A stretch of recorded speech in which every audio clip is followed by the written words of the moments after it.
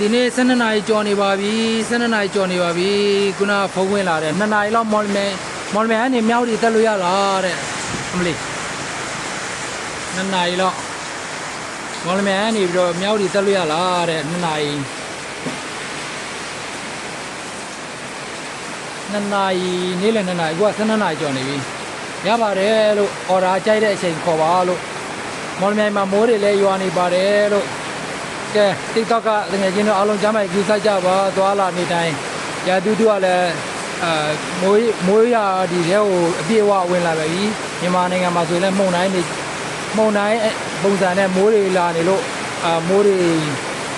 တော်တော်များများရွာပါတယ်လို့မြောက်ဒီမောင်မော်လမြိုင်မောင်လမ်းသွားလမ်းလာလည်းကျွန်တော်ခူးဆိုင်ပြီးကားမောင်းသွားမောင်းလာလုပ်ပါတယ်လို့ဟုတ်ပြီကျွန်တော်မိုးရွာနေတာကိုမြောက်ဒီတက်ဖို့အော်ဒါရှိတယ်ဆိုပြီးဖုန်းဆက်လာလို့